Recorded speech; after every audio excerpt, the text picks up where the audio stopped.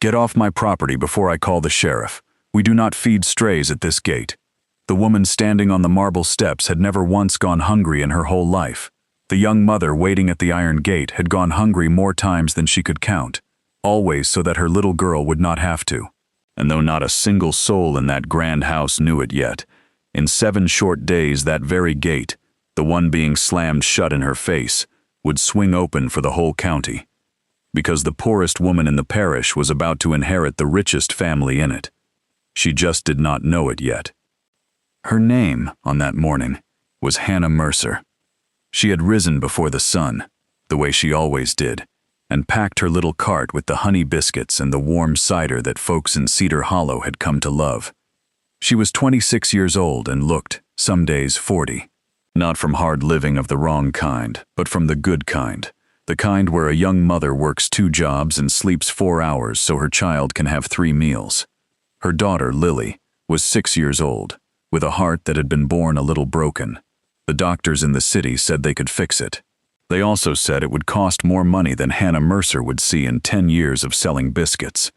So Hannah pushed her cart up the long white road that led past Ashford Hall, the great house on the hill that everyone in 3 counties talked about, and no one was ever invited into.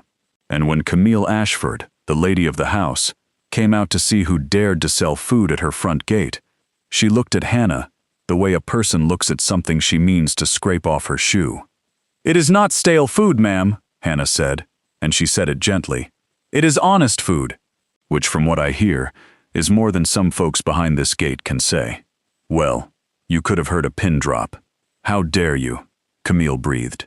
"You can strike my pride, ma'am, if it makes you feel taller," Hannah answered, and she lifted her chin. "You cannot strike my name.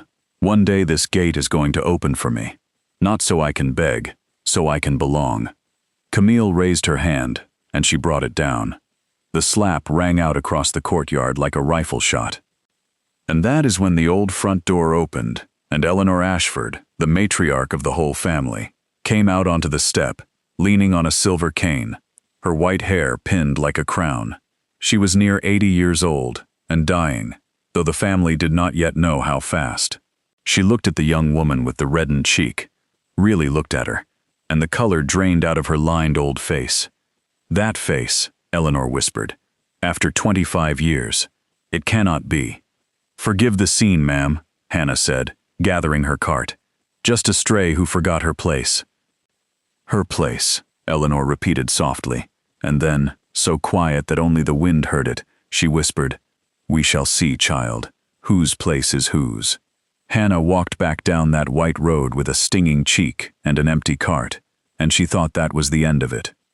It was only the beginning. That very evening, a knock came at the door of the little rented room where Hannah lived. A woman stood there in a fine gray coat, holding a leather folder. Her name was Cora Bell, and she was the old lady's attorney, and she had been sent to make an offer. "My employer saw you at the gate this morning," Cora said. "She would like to offer you work, well paid, discreet." "The family whose lady of the house struck me across the face," Hannah said. "I sell biscuits, ma'am. I do not sell my dignity." Cora opened the folder. Inside was a photograph of a baby girl, and beside it, a figure written in ink. Enough money to pay for a little girl's heart to be mended, with plenty left over besides. Hannah's breath caught. She thought of Lily, small and pale in the charity ward downtown. God forgive me, she thought, for even looking. 7 days, Cora said. You will pretend to be Mrs. Ashford's long-lost granddaughter, Rose. You will live in the house. You will say nothing of this arrangement to anyone. And on the 7th day, you will be paid and you will go home. Pretend to be a dead child? Hannah said. That is a wicked thing to ask. Why me? Because you have her face, Cora said simply, and because the old woman trusts no living soul under her own roof. Hannah shook her head. I never had a family of my own to speak of. The woman who raised me, Ruth, took me in as a foundling. And now you ask me to counterfeit somebody else's granddaughter. She laughed, but there was no laughter in it. What does that make me? Cora's voice went quiet. It makes you a mother with a sick child and a bill she cannot pay. Your daughter's doctors called this afternoon, Miss Mercer. The window for her surgery is closing. Weeks, they say. not months. She let that settle. 7 days buys that little girl her whole life. Hannah stood in the doorway a long time. You would use a dying child, she said, to buy a lie. I would use the truth, Cora answered. The choice, Hannah, has always been yours. And so, God help her, she said yes. That night she went to see the woman who had raised her. Ruth Mercer was old now, and frail, in a narrow bed in a hospital that took folks who could not pay. She had been a poor woman all her life, and a kind one, and she had given Hannah the only thing she ever truly owned, a good heart. You are troubled, my girl, Ruth said, though her eyes were failing and the room was dark. I can feel it, even in the dark. It is nothing, Mama. Rest now. I found work, good work. Whatever the work is, child, keep your heart clean, the old woman said. That heart is the only inheritance I ever managed to leave you. Hannah held her hand. Mama, she said, you never did tell me where I came from. The old woman's fingers tightened. Some promises we keep, she murmured, to protect the ones we love. Forgive me, child, for the truth I buried a long time ago. And then, softer, she said, but if that fine world up on the hill ever tries to make you cruel, you come home. You hear me? You come straight home. Hannah kissed her forehead. You will get your rest, Mama, and Lily will get her heart mended, and I will come back exactly the woman I am. I promise you. Then she went out into the night to become someone else. On the road up to Ashford Hall the next morning, the old man at the gate lifted his lantern and looked at her a long, long time. His name was Frank Doyle, and he had been the family's gatekeeper for 20 years, though once, in another life, he had been something else entirely. His eyes settled on the small brass locket that hung at Hannah's throat, the only thing she had come into the world wearing, or so Ruth had always told her. That locket, the old man said slowly, that face. He shook his head like a man waking from a long sleep. 25 years I have kept a case file that no one on this earth would open, and I do believe it just walked up my road. Hannah did not understand him. She only smiled, because she smiled at everyone, and pressed a warm biscuit into his hand. You fed me a kind word once, when this house fed me nothing, she said. Here, kindness ought to run both ways. Old Frank Doyle held that biscuit like it was made of gold. Inside, in a great room hung with old portraits, Eleanor Ashford was waiting. When Hannah walked in, the old woman rose from her chair, crossed the floor on her silver cane, and took the young woman's hands in both of hers. My granddaughter, Eleanor said, loud enough for the whole house to hear. Home at last, Rose. Welcome to the house that is yours by blood. Thank you, Hannah managed. Grandmother, it is overwhelming. And then Eleanor leaned close, and beneath her breath she said something no one else could hear. Smile, child. Watch everyone. Trust no one in this house but me. Your test begins now. Now I have to tell you about the family that Hannah walked into, because they are the heart of what comes next. Eleanor Ashford had built, alongside her late husband Charles, one of the largest fortunes in that part of the country, and every one of her living kin circled that fortune the way buzzards circle a fence line. There was Victor, her eldest son. To the world, Victor Ashford was the devoted heir, the pillar of the church, the man who held his mother's hand and paid for the new library wing. He wore a fine suit and a fine smile, and he had run the family's business for 30 years. He was the most respectable man in 3 counties. He was also the coldest heart in that house, though not one soul suspected it. There was Victor's wife, Diane, sharp as a paring knife and twice as quick to cut. There was Margaret, Eleanor's daughter, a gentle woman the rest of them treated like a poor relation, because she had never cared for money the way they did. There was a scatter of grandchildren, and among them a little girl named Katie, 7 years old, who nobody at the long dinner table ever bothered to speak to. And there was Daniel. Daniel was not an Ashford by blood. His father, Thomas, had been the family's attorney and Charles Ashford's right-hand man, and when Thomas died, suddenly, folks said, though no one liked to talk about how, Eleanor had taken the boy in and raised him in that house. He was near 30 now, quiet, watchful, and he had a way of noticing the things that everyone else stepped over. That first night, at a great long dinner, Eleanor stood and lifted her glass. "A toast," she said, "to Rose, returned to us, as if from the grave." The family drank, but their eyes were cold. "Tell us, dear," Diane said with a smile like winter, "wherever have you been hiding these 25 years?" "Surviving," Hannah answered evenly. "The same thing that teaches a person who her real family is." Victor set down his glass. "Surely you remember the summer place on the lake," he said, watching her. "The old oak you fell out of as a child." "I remember climbing, sir," Hannah said, and she smiled sweetly. "The falling was what the folks standing underneath were hoping for. I did not oblige them." There was a small silence, and down at the far end of the table, little Katie giggled behind her hand, and Daniel Ashford looked at the stranger who called herself Rose, and for the first time in a long while, something in his careful face softened. "Do not mind them," he murmured to Hannah as the plates were cleared. "This house has a way of eating its own. But you seem real. It has been a while since anything in this house seemed real." "You barely know me," Hannah said. "I know kindness when I see it," Daniel answered. "It is rare enough around this table that a man learns to notice." And down the way, little Katie tugged at Hannah's sleeve. "Nobody ever talks to me at this table," she whispered. "Will you?" "Then you and I," Hannah whispered back, "will talk about everything except money. Deal?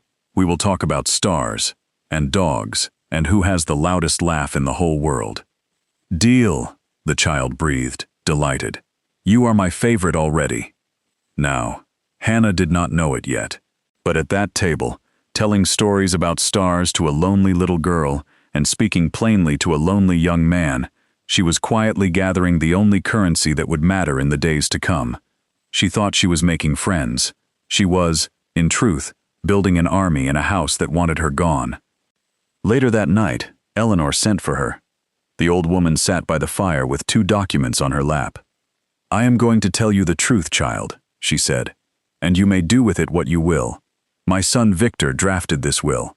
It leaves everything, every acre, every dollar, to himself." She set it aside. Then she lifted the second document. It was blank. "And this one leaves it all to whoever, in these 7 days, proves worthy of it. Each night, you will come and tell me who lied, who schemed, and who was kind. On the 7th day, in front of the whole family, I will fill in a name and sign it." Hannah frowned. "Then do not waste your test on me, ma'am. I am not your granddaughter. I am a stranger you are paying. Give it to somebody real." Eleanor looked at her for a long, long moment. "In one single day," she said, "you have shown me more truth than my own blood has shown me in 25 years. Her voice dropped, and it trembled. "I lost a granddaughter in the great flood, Rose. My daughter Caroline drowned that night, and her baby with her, or so they told me. They found the mother. They never found the child. They said the river took her. I never once believed it." "What was she like?" Hannah asked softly. "Your Caroline's little girl?" Eleanor smiled through wet eyes. "She would have been kind, fearless. She would have fed a hungry stranger at the gate." She reached out and touched the locket at Hannah's throat. "The way you did, this morning, before you ever knew a thing about us." Hannah's blood went cold. She thought of Ruth, who never would tell her where she came from. She thought of the locket she had worn her whole life and never dared open, because Ruth had begged her not to. "It is a coincidence," Hannah told herself. "It has to be." But Eleanor was already whispering. "If you are who my old heart is screaming that you are, child, then I did not hire a stranger at all. God returned my blood to me." She gripped the young woman's hands. "But I must be sure, and I must live long enough to prove it. Give me my 7 days." The old queen had suspected the truth from the very first day. Proving it, before her failing heart gave out, would take everything the 2 of them had. The second morning, someone slipped a folded note beneath Hannah's door. "Not everyone in this house wants the old woman to live. Watch her medicine, a friend." Hannah stood there in the gray light, turning it over. "A friend," she thought. "Which of these strangers is warning me? And why can they not simply say it out loud?" She got her answer sooner than she expected. That afternoon, gathering herbs in the kitchen garden, she came upon old Eli, the groundskeeper, a great gray-headed man who had worked at Ashford Hall for 30 years and had never, in all that time, spoken a single word. Folks said he had lost his voice long ago and never got it back. He pressed a scrap of paper into her hand, his eyes wide and urgent, and then he pointed up, toward Eleanor's window. On the paper, in a shaking hand, was written one line: "The bottle by her bed is new." It was not there this morning. Hannah understood then. The silent servant. He had carried some terrible thing inside him for 25 years, unable to speak it. And now, at last, one small kindness had given him a reason to try. That evening, she went to Eleanor's room and found the medicine bottle on the nightstand, a bottle she had never seen before. "Do not take that one tonight, grandmother," she said, lifting it. "This bottle is new. It was not here this morning. Somebody put it here." The old woman looked at it a long time. "So," she said quietly, "one of my children has grown impatient." She reached out and squeezed Hannah's wrist. "You may have just bought me a day, child. You could have let me take it and said nothing," Hannah said, unsteady. "Kept the money, gone home. Why warn me?" "Because a life is worth more than any envelope of cash," Hannah answered, surprising even herself. "The woman who raised me taught me that. On a floor poorer than your servants' quarters. She had come to that house to counterfeit a family, but somebody in it truly meant the old woman harm. And that, Hannah understood, was no longer a thing she could pack up and walk away from at the end of 7 days.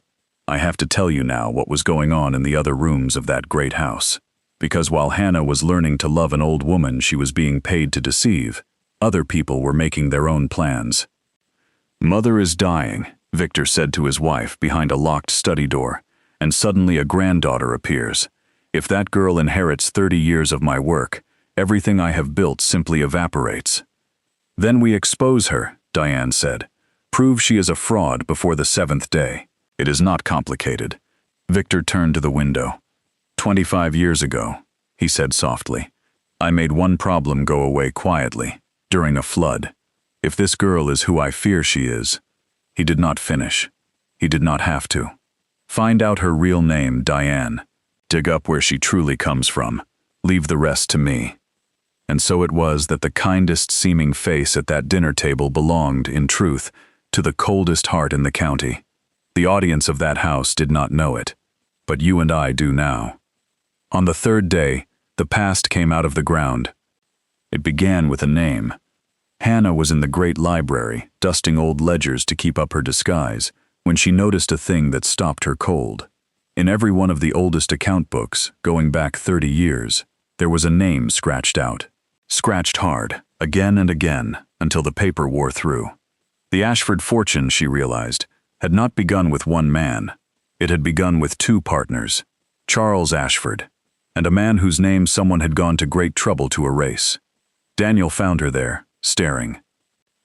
"You are digging where this family buries things," he said quietly. But he did not stop her. He sat down. "There was a partner. My father told me about him once. Grandfather Charles ruined him, took the whole company, framed him for crimes he never committed. The man died in prison, his family scattered into poverty. We do not say his name in this house." "What was his name?" Hannah asked. "Samuel Cole," Daniel said. The room seemed to tilt, because Cole was Ruth's name, before she married. Ruth Cole, she had been, the woman who raised Hannah. And in her final fevered nights, Ruth had murmured a name over and over. Samuel, Samuel. And Hannah had always thought it was a husband, or a brother, long gone. "His family," Hannah said carefully.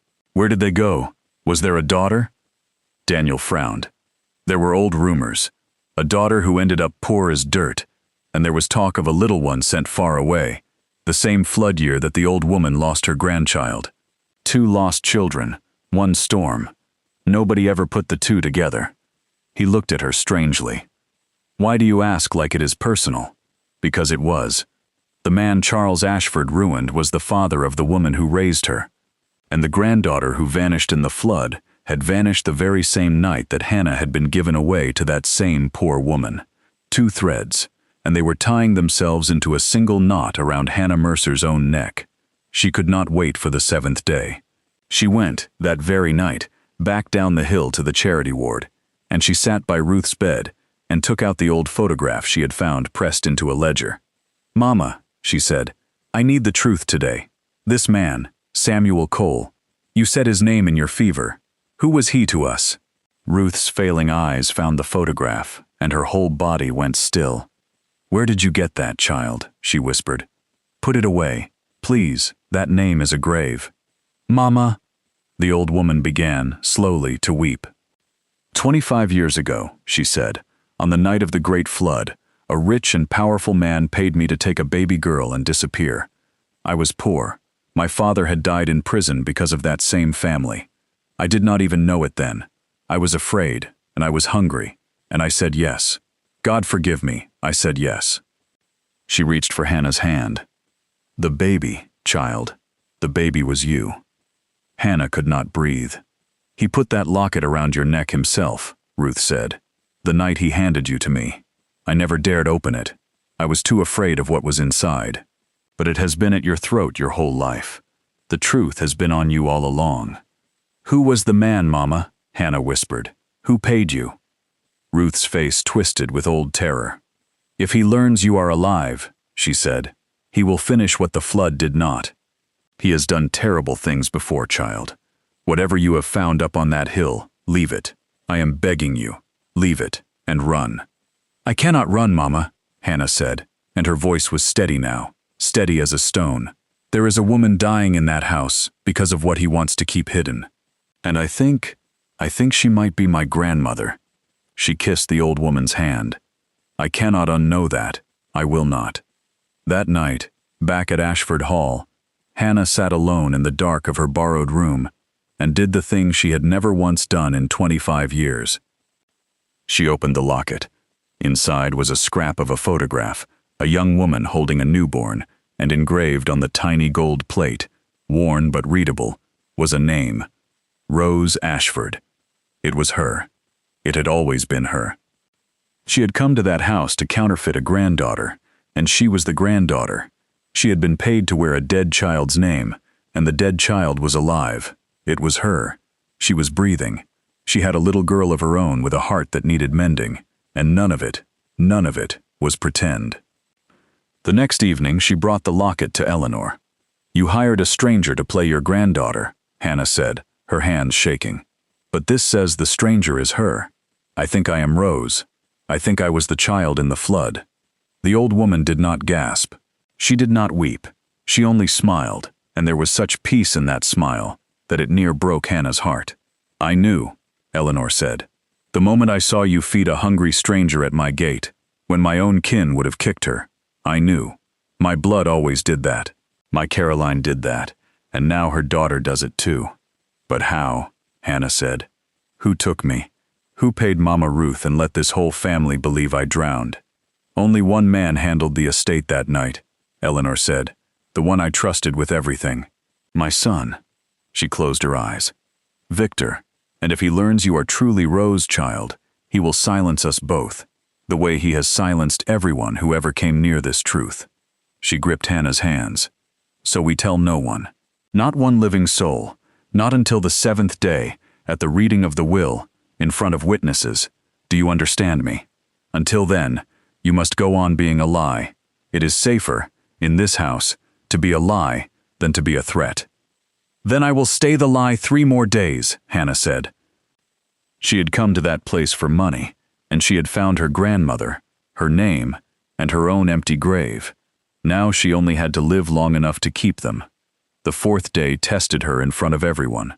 At dinner, Diane leaned forward with that winter smile. "If you truly are Rose," she said, "then surely you remember the cradle song. Grandmother sang it every stormy night. Only our Rose ever knew it. Sing it for us, dear. Prove your blood, unless you have forgotten." The whole table went quiet. Victor set down his fork. "Yes," he said smoothly. "Sing for us." Hannah's heart hammered. She had no family song. She had never been taught one. She looked down the table at Eleanor, whose face had gone pale. And then, from somewhere deep inside her, older than memory, a tune rose up. "I do not know a family song," Hannah said quietly. But there is a lullaby in my bones I was never taught. The woman who raised me said I hummed it as a baby, before I could speak. She never knew where I learned it. And she sang. It was a small, plain melody, the kind a mother hums over a cradle, and as she sang it, note for note, the old woman at the head of the table began to weep without a sound, because it was her song, the song she had sung over her daughter, and her daughter had sung over the baby, on the last night before the flood took them all. No one alive could have taught Hannah Mercer that tune. She had heard it in her mother's arms, before she had words to remember it with. Down the table, Victor's face went the color of ash. "Impossible," he said, very low, so only he could hear it. "The child was lost. I made certain of it." And then, colder still, he whispered, "She is a threat I underestimated. She has to be gone before the reading of that will." But Hannah, in that moment, was not looking at Victor. She was looking at the whole shattered, weeping room, and she was thinking of Ruth, and of Eleanor, and of little Lily downtown, and she understood that the song had been proof enough for her own heart. Now she needed proof for a court of law. That night, she told Daniel everything. She owed him that much. "I came into this house as a hired fraud," she said. "A poor woman paid to pretend to be your family's lost child. That is the truth, and you have every right to hate me for it." Daniel was quiet a moment. "I knew you came in wearing a lie," he said. "I have watched you become the only true thing under this roof. Finish." "But the lie turned out to be real," she said. "I believe I truly am Rose, the child Victor sent away in the flood, which means he is the same man who ruined Samuel Cole and framed him and let his family fall into the gutter." She swallowed. "Daniel, your father. You told me he asked to see the old accounts, and then he died." Suddenly, Daniel's jaw tightened. "It always came back to Victor," he said. "Every thread. My father, your grandfather Cole, you." He stood up, and there was iron in him now. "Then we take him down together. Not for the money, for my father, for your grandfather, for you and that little girl of yours. If we lose," Hannah warned him, "he will destroy us both." "I have never in my life been sure of anything," Daniel said, "until now." She had come into that house with no one in all the world. Now she had a grandmother, a young man who believed her, a lonely child, a silent servant, and an old detective at the gate. Her kindness, it turned out, had never been weakness. It had been building her an army, one small mercy at a time. I have to tell you about the grave now, because it is the thing that broke her, and the thing that made her. On the 5th morning, Daniel took her out to the family cemetery on the hill, and there, under a young oak, was a small white headstone with a name carved into it. Rose Ashford, beloved, taken by the flood. Hannah stood over her own grave. "They buried an empty box," she said, "and called me lost, so a man could steal a fortune." She pressed her hand to the cold stone. "I have been standing on my own grave my whole life, and never knew it." Eleanor came out to the cemetery on Daniel's arm, moving slow, her breath short. "Show me, child," the old woman said. "Show me the proof my old heart already knows." Hannah opened the locket. Eleanor looked at the tiny worn name, and at the young woman's face, and at a small crescent-shaped birthmark just behind Hannah's ear, the same mark Caroline's baby had been born with. "My Rose is not in this grave," Eleanor whispered, and she began to laugh and to weep both at once. "She is standing here holding my hand." She lifted her face to the gray sky. "2 days, Lord. Only give me 2 more days. Let me tear down this false stone and carve my child's true name over the truth, in front of them all." Now, evil never fights fair when it is cornered, and Victor was well and truly cornered. That same day, Diane found Hannah alone. She had done her digging. "Hannah Mercer," Diane said, laying it out like a winning hand of cards. "A biscuit seller from Cedar Hollow, a sick child in a charity ward, not 1 drop of Ashford blood, or so I thought." She smiled thinly. "But I am not a fool. I have watched the old woman look at you. So here is my price, dear. When she signs that will, you make certain it favors me, not my husband. Do that, and I keep quiet. Cross me, and your little girl's anonymous benefactor dries up tonight. and she never sees the inside of an operating room. Hannah went very still. You would let a sick child suffer, she said, for a bigger slice of an old woman's money. What kind of family is this? A rich one, darling, Diane said. Sentiment is a poor person's luxury. But here is what Diane did not understand. She thought Lily was Hannah's weakness. Lily was Hannah's reason, and a woman with a reason is far more dangerous than a woman with a secret. Meanwhile, Hannah was quietly gathering her proof, one thread at a time. She went to Aunt Margaret, the gentle woman the family treated like a poor relation. Years ago, Hannah said to her, when nobody else in this house noticed, you were the one who tucked a blanket over grandmother's cold feet. Kindness remembers kindness, Aunt Margaret. And I think you saw something, a long time ago, the night of the flood. Margaret's eyes filled. From an old cedar chest, she drew out a document, yellowed and creased, an original custody paper, with Victor Ashford's own signature on it, dated the night of the Great Flood, arranging for a baby girl to be handed off and hidden away. I have kept it 25 years, Margaret whispered. I did not dare speak, but I could not bring myself to burn it. This is not a rumor anymore, Hannah breathed. This is proof. Then she went to old Frank Doyle at the gate. You fed me a kind word when this whole house turned me away, the old man said, so I will tell you what I never told a living soul. Once, long ago, I was the investigator assigned to the case against Samuel Cole, your grandfather. I always knew the charges against him were false. The ledgers had been altered. I kept the file. I kept it all these years, sweeping this gate, waiting for the day it might mean something. His old eyes shone. Give me the 7th day, child. I will stand up and speak the truth at last. An old detective with the one file that could clear her grandfather's name, and he had been sweeping her gate the whole time. Even little Katie played her part. Auntie Rose, she whispered one evening, tugging Hannah's sleeve. I heard my grandpa Victor on the telephone. He said the pharmacist would fix great-grandma's medicine tonight. Is great-grandma's medicine broken? Hannah knelt down and hugged her tight. You did so well telling me, brave girl, she said. Tonight, you and I are going to keep great-grandmother's medicine safe. It is our secret mission. That night, Hannah and the child crept into Eleanor's room to swap the tampered bottle for the true one and keep the bad one as evidence. Quiet as a mouse, Katie, Hannah whispered. Quiet as a mouse. But the door opened behind them. Victor stood there in the dark. You have my bottle, girl, he said softly, and you know what is in it. That makes you a problem I will deal with tonight, the same way I dealt with you 25 years ago. You just said my name, Hannah answered, and she pushed Katie behind her. You just admitted it. Whatever you do to me, someone already knows the truth, Victor. For a long, terrible moment they stood there, and then little Katie began to cry out, loud, and lights came on down the hall, and footsteps ran toward them. Daniel, old Eli, Frank Doyle, and Victor drew back into the shadow. Clever, he said, but you cannot guard her every single night. There are 2 days left. You will not last them. I have survived hunger, cold, and being thrown from your gate, Hannah said, her voice shaking but sure.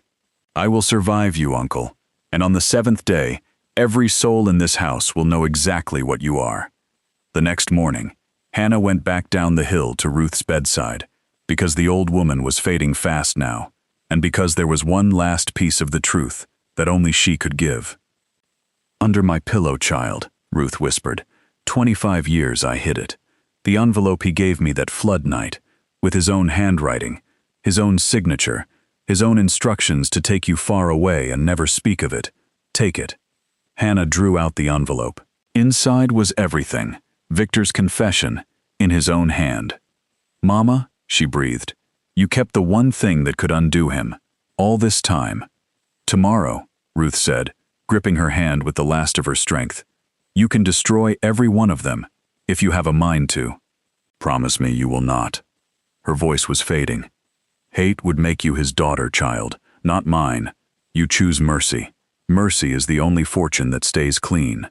Her eyes searched Hannah's face. Did she find you at last? The old woman on the hill. Did she find her child? She did, Mama. Hannah wept. Because you kept me safe long enough to be found. You saved a whole family, with one act of mercy in a flood." The old woman smiled. "Then I did something with my life after all," she said. "Rest now, my Hannah. You gave a thrown-away child a whole heart. Go on and spend it well."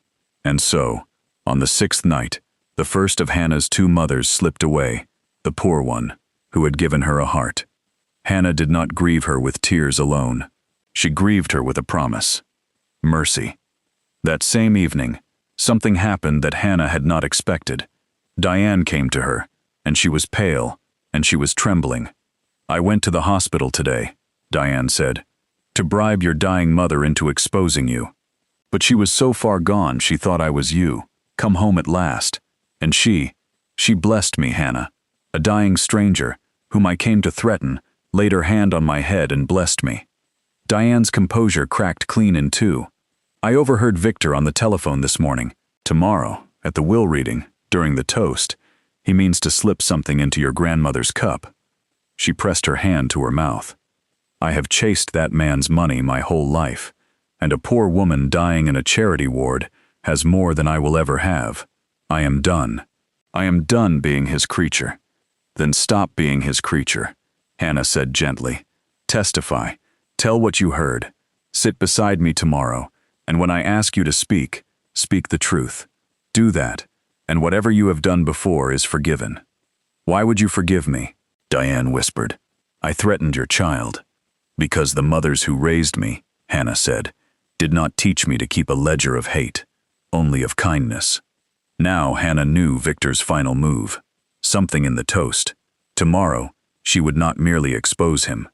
She would let him reach for the poisoned cup in front of them all, and catch his hand in the air where everyone could see it. She spent the whole last night awake, old Frank at the window, Daniel on the stair, Eli beside the medicine, Katie safe in a locked room, and Victor kept far, far from the old woman's door. At midnight, Victor came up the hall. Daniel stood in his path. "The sick room is closed tonight, Uncle," Daniel said. "You would side with a fraud over your own family." "My own family destroyed my father," Daniel answered evenly. "I will take my chances with the fraud. Good night, Uncle." Victor turned away into the dark. "Locked tonight," he murmured. "Fine. Tomorrow, in front of them all, I will handle the cup myself, and dare anyone to stop me. By then it will be too late." He did not know that they already knew. On the 7th day, they gathered in the great room for the reading of the will. Every mask in that house was about to fall, and the poorest heart in the room was about to prove itself the richest. "Family," Victor said, standing tall, holding a silver tray with a glass upon it. "We are gathered to honor Mother's wishes. But before we read, let us drink to her long life, and put to rest, once and for all, the matter of the impostor among us." "Before any toast," Eleanor said from her chair, her voice thin but clear, "the impostor will speak. I command it. Rose, stand up." Hannah stood. "Yes," she said, and her voice carried to every corner of that room. "I came into this house wearing a lie. My name is Hannah Mercer. I sold biscuits on the street corner. I have a little girl with a broken heart, and a mother who died poor 2 nights ago in a charity ward." She lifted her chin. "But 7 days ago, I did not yet know that the deepest lie in this room was never mine. It was his." She turned to Victor. "So let me tell you a true story, about a flood." "Mother," Victor said, "must we endure this play acting?" "Let others speak then," Hannah said. "I brought witnesses." The doors opened. Old Frank Doyle came in, straight-backed in a borrowed suit. "I am Frank Doyle, retired investigator," he said. 25 years ago, I was assigned to the case against Samuel Cole, this young woman's grandfather. The ledgers were altered. I kept the file. Victor Ashford condemned an innocent man to seize his share of this company." He set the file on the table. Then Diane rose. "God forgive me," she said. "I schemed with him for money. But yesterday I heard my husband plan to put something in Mother Ashford's cup at this very toast, and I will not be part of harming her. It is true. All of it is true." "Lies," Victor said, and his smile was gone now. A scribbled note, a beggar's old file, a jealous wife's guilt. Where is your proof, girl? Real proof. You want proof, uncle? Hannah said quietly. I have the custody papers your own sister kept. I have your own handwriting. And Aunt Margaret laid the yellow document on the table, and Hannah laid the envelope beside it, and the whole room leaned in to read Victor Ashford's own signature on the order to hide away a living child. Eleanor rose from her chair, trembling, and reached out and took the locket from Hannah's throat and opened it and read the name inside. That is my locket, the old woman whispered. That is my granddaughter's mark behind her ear. This is Rose. This is my Rose. Alive. Home. Then Hannah pointed to the tray in Victor's hand. Drink it, uncle, she said, and every eye turned. If the cup is safe, then drink it yourself, right now, in front of everyone. Victor's hand froze in the air. And in that frozen moment, the whole room understood. You took my father the same way, did you not? Daniel said, his voice shaking with 25 years of grief. When he got too close to the accounts, it was always you. Victor's careful face finally broke. Everything I did, he said, and his voice rose, ragged. I did to keep this family's fortune whole. Cole would have split it. The child would have taken it. Your father would have exposed it all. I protected this house. No, uncle, Hannah said quietly. You protected yourself. And you have just confessed to every bit of it, in front of every soul in this room. He sank into a chair, and there was nothing left of the pillar of the community. Only a hollow old man, alone at a long table where not one person would meet his eyes. Eleanor called for the blank will. Her hand shook, but she wrote a single name upon it, and then she read it aloud. My whole fortune, she said, to my granddaughter, Rose Ashford. Not for the gold, because in 25 years, she was the only one of my blood who ever showed a stranger a kindness. 7 days before, Hannah Mercer had been slapped and thrown from that gate. Now the old woman had written her true name over a fortune. But the money was never the point of this story.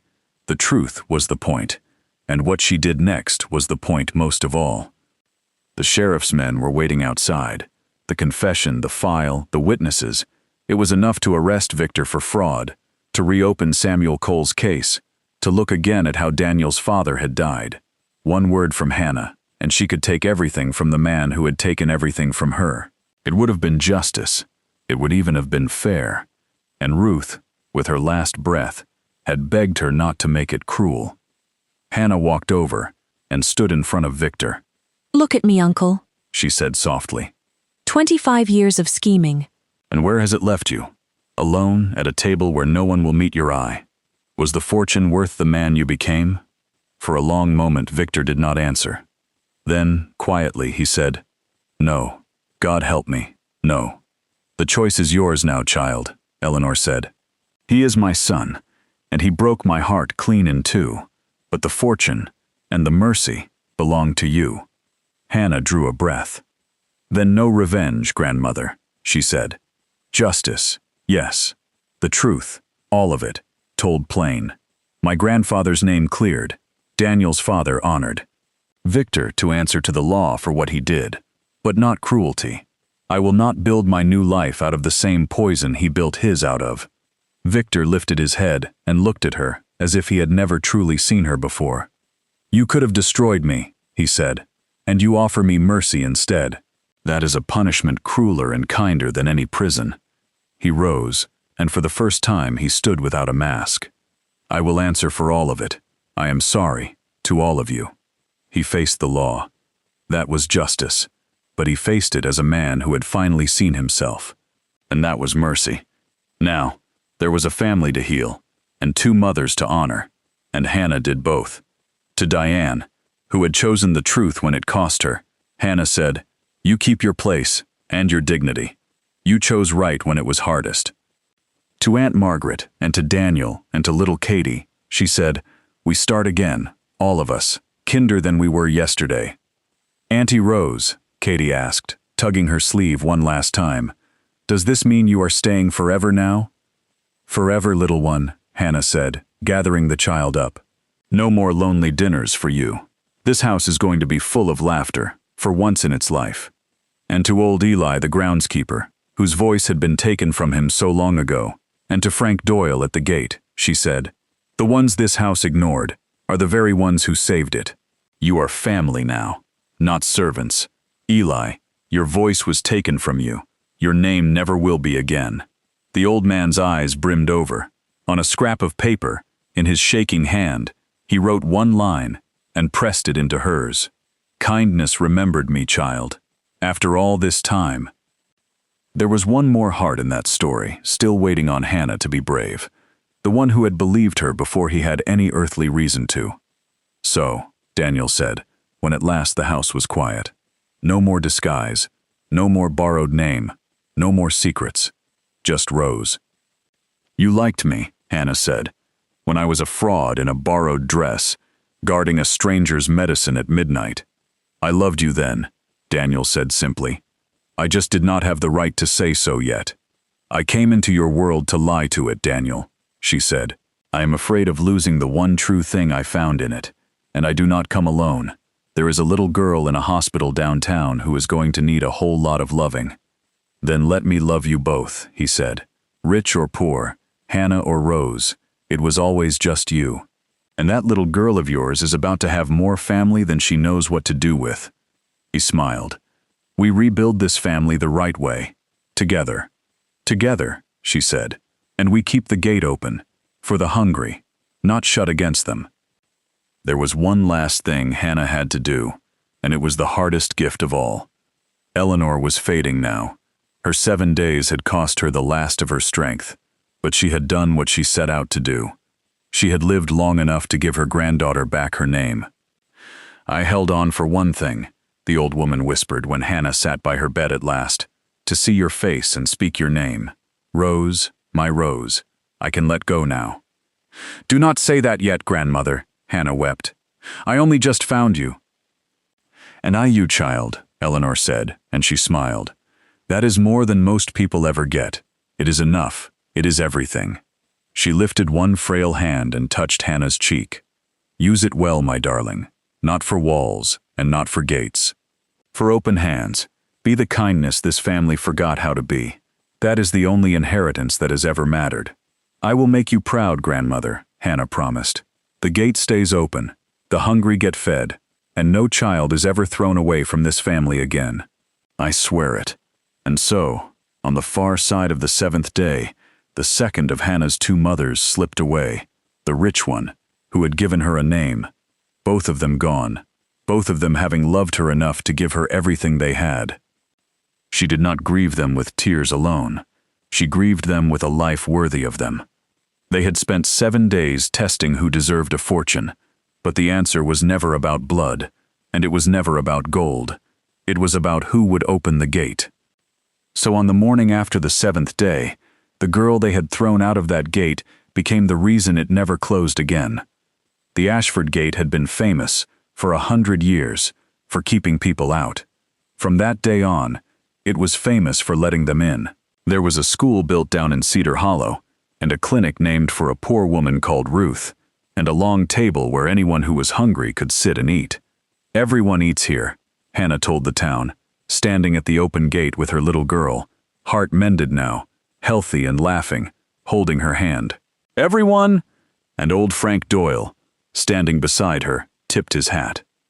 "7 days ago you were turned away from this gate," he said, "and I was the only one who showed you a kind word, and you turned out to be the woman who cleared your grandfather's good name at last." He smiled. "Kindness always comes back around, Miss Rose. Always. Your grandmother would be proud. 2 mothers would be proud," Hannah said softly, looking out at the town streaming through the open gate. "We turned a fortune built on greed into one built on grace." "We did," Daniel said, an arm around her shoulder, the little girl swinging between them. "And we are only just getting started. The world will test the poor for their worth. It always has. But worth, in the end, was never the fortune. It was the kindness. It was the one inheritance that no one can steal, and no one can counterfeit, and no one can ever take away. She was somebody's hired lie for 7 days, and she was a light for the rest of her life. Because some gates were built to keep people out, and some folks were born to fling them wide.